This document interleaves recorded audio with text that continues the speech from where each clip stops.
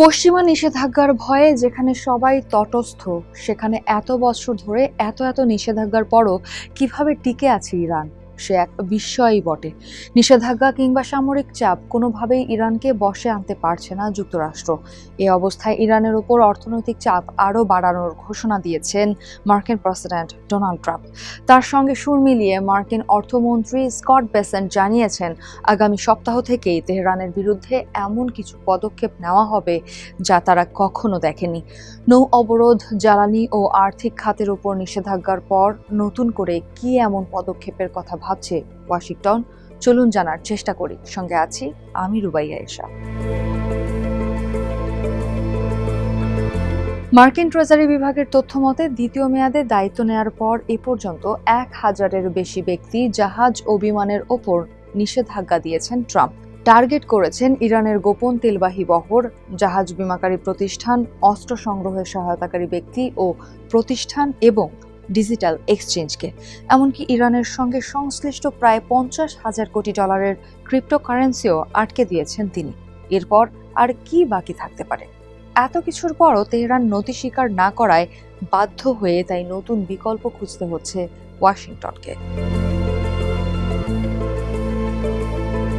ইরানি তেলের বড় ক্রেতা চীনের স্বাধীন রিফাইনারিগুলো। কেপলারের 2025 সালের তথ্য অনুযায়ী সমুদ্রপথে রপ্তানি করা ইরানি তেলের 80% বেশি যায় চীনে। আর এসব তেলের বড় অংশ কেনে ছোট টিপড রিফাইনারিগুলো, যাদের ওপর এবার সেকেন্ডারি নিষেধাজ্ঞার কথা ভাবা হচ্ছে। অর্থাৎ সরাসরি নিষেধাজ্ঞার আওতায় থাকা ইরানকে যারা ব্যবসায়িকভাবে সহায়তা করে তাদেরকেও শাস্তির আওতায় আনা। তবে সমস্যা হলো, এসব রিফাইনারির মার্কিন আর্থিক ব্যবস্থার সঙ্গে যোগাযোগ কম, ফলে নিষেধাজ্ঞার প্রভাব সীমিত হতে পারে। তেল বিক্রির অর্থে চীন ও হংকংয়ের কিছু প্রতিষ্ঠান থেকে তেহরান অস্ত্র কেনায় ইতোমধ্যেই সেসব প্রতিষ্ঠানের বিরুদ্ধে নিষেধাজ্ঞা দেওয়া হয়েছে। প্রতিষ্ঠানগুলোর বিরুদ্ধে ইরানকে সহায়তার অভিযোগ আনা হয়েছে।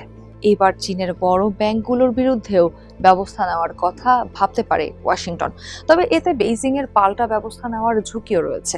বিশেষ করে গুরুত্বপূর্ণ খনিজ সরবরাহে চীন চাপ সৃষ্টি করলে যুক্তরাষ্ট্রের প্রযুক্তি খাতও সমস্যায় পড়তে পারে। তাছাড়া চলতি বছরের শেষ দিকে ট্রাম্প ও চীনের প্রেসিডেন্ট শি জিনপিং এর বৈঠকের সম্ভাবনা রয়েছে। সেই বৈঠকের আগে বেইজিং এর সঙ্গে উত্তেজনায় জড়ানোটা ট্রাম্পের জন্য বুদ্ধিমানের কাজ হবে না। ইরানের সঙ্গে ব্যবসা করে এমন ব্যক্তি ও প্রতিষ্ঠানকে একের পর এক নিষেধাজ্ঞার আওতায় আনতে পারে যুক্তরাষ্ট্র, যাকে হ্যাক আমল কৌশল বলছেন বিশেষজ্ঞরা। কারণ একটি প্রতিষ্ঠান বন্ধ হলে ইরান নতুন প্রতিষ্ঠান তৈরি করে একই কার্যক্রম চালিয়ে যেতে পারে। কাজেই ইরানের তেল পরিবহনকারী, ক্রেতা, মুদ্রা বিনিময়কারী এবং বিমান পরিবহন খাতে নতুন নিষেধাজ্ঞা দেওয়ার কথা ভাবতে পারে ট্রাম্প প্রশাসন। নৌ অবরোধের পর বিমান ও স্থল অবরোধও জারি করতে পারে ইরান। এজন্য ইরানের প্রতিবেশী ইরাক, তুরস্ক, পাকিস্তান, আফগানিস্তান, তুর্কমেনিস্তান, আজারবাইজান ও আর্মেনিয়ার সহযোগিতা প্রয়োজন হবে যুক্তরাষ্ট্রের। এরই মধ্যে আফগানিস্তান ছাড়া এসব দেশের সঙ্গে বিভিন্ন মাত্রায় যুক্তরাষ্ট্রের সম্পর্ক রয়েছে। বিশেষ করে পাকিস্তান ও তুরস্কের সঙ্গে সম্পর্ককে কাজে লাগিয়ে যুক্তরাষ্ট্র চাইলেই স্থল অবরোধ কার্যকর করতে পারে। এতে সাধারণ ইরানিদের ওপর চাপ বাড়বে, যদিও বিশেষজ্ঞরা বলছেন এমন অবরোধ বাস্তবায়ন করা অত্যন্ত কঠিন। তাছাড়া এর ফলে ইরানে সরকার বিরোধী বিক্ষোভ হবে এমন নিশ্চয়তাও নেই।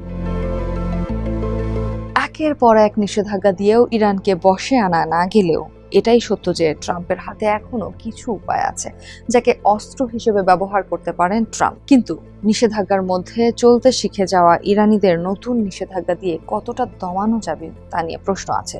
তাছাড়া প্রতিটি পদক্ষেপের সঙ্গেই জড়িয়ে আছে চীন, ফলে এসব সিদ্ধান্ত নিয়ে চীনের সঙ্গে দ্বন্দ্বে জড়ানোর সম্ভাবনা আছে। সঙ্গে ইরানের পাল্টা প্রতিক্রিয়ার ঝুঁকি তো আছেই। এই অবস্থায় ইরানকে বশে আনতে কোন পথে যাবে ট্রাম্প?